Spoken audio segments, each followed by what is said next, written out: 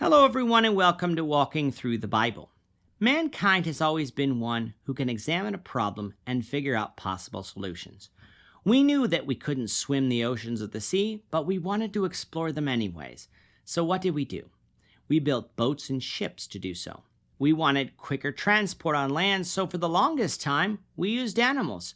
But eventually, we used our past knowledge of wheels and our new knowledge about electricity, along with energy-producing deposits we found in the ground, and now we drive cars, trucks, motorcycles, and other engine-powered vehicles on the many roads that we have constructed, getting us from here to there in much less time.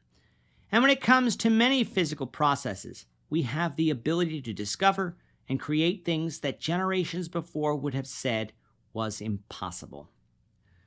But with this ability, God-given ability at that, we have also become arrogant in thinking that we know everything, especially about the past. That has caused many to think that we no longer need God. Job is going to show us in chapter 28 why that notion is wrong. So let's see what he says in the first section of the chapter. So if you have a Bible with you, turn to Job 28. We're going to be reading from verses 1 to 11. If you don't have a Bible, don't worry. Just follow along with us on the screen. The version that we'll be reading from is the New King James Version. So, Job chapter 28, beginning at verse 1. Surely there is a mine for silver and a place where gold is refined. Iron is taken from the earth, and copper is smelted from ore.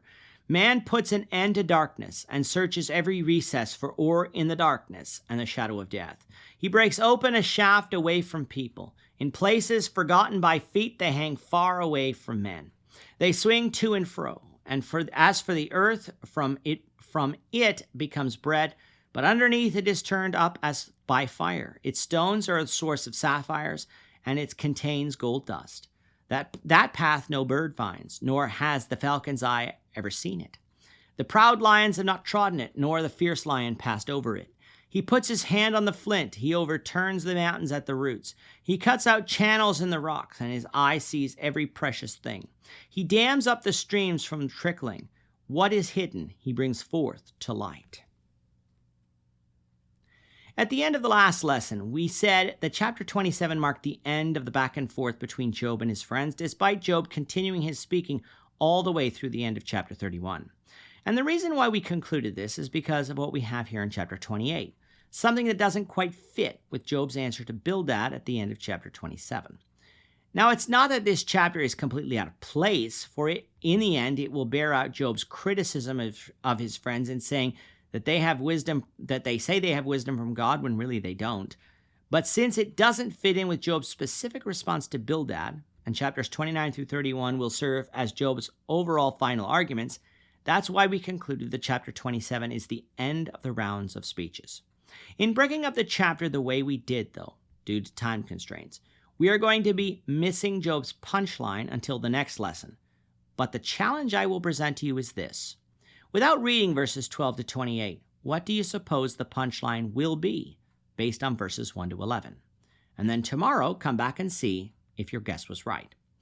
Job begins chapter 28 by talking about the abilities of man concerning physical things. When you look out at the earth, devoid of our modern buildings, you do not see deposits of silver lying all over the ground.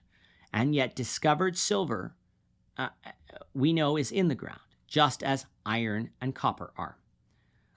Both of them are valuable for different reasons. And so, since we wanted them, what did we do? We built mines in which to mine them. The birds of the air didn't build or explore these mines in the earth, neither did the lion walk within them. But man created these mines because he knew that he could extract valuable minerals from them. But to do this, we had to conquer the darkness, for the sun doesn't shine down in these mines. Now, the people of Job's day didn't have electricity like we do, but they did have indirect light, and so they used that to provide them with at least some light. And if water would prevent these mines from being used because of flooding, well, we cut channels, we build dams, and we do many things so that we can bring what is hidden to light. That requires problem-solving abilities. That requires strength. That requires skill and craftsmanship. And it requires knowledge about what to do with the rocks once we mine them. Where in Genesis 1 and 2 do we read of God enlightening man about any of these things? Directly, we don't. But remember, we're made in the image of God. And part of being made in the image of God is that we come with a consciousness of not only knowing about our surroundings, but a brain that is capable of being able to learn about those surroundings and then manipulate them in order to bend some things to our will. Furthermore, God said in Genesis 1:28 to subdue the earth, bring it under your control. This gave us permission to create and use the earth in order to survive. Now, let's not take this instruction to mean that we can destroy the earth, either the ground or the air. We should desire to be good stewards and to help protect God's creation. But this notion that we can't use the things we find in the earth for a good purpose is wrong. Job here is saying that mankind is quite knowledgeable about physical things. But is man knowledgeable about everything? We'll find out Job's answer to that, the Lord willing, in the next lesson. With that, our time is up for today. The Lord willing, we hope you'll join us for tomorrow's discussion of Job chapter 28, verses 12 to 28, as we continue our walk through the Bible, one verse at a time. We thank you for watching Walking Through the Bible today. If you have any questions or comments, you can leave them below. But if you like this video, we ask that you consider subscribing to our channel so you won't miss out on other videos in our series, as well as share this video among your friends so that the saving message of Jesus Christ can go out to the whole world.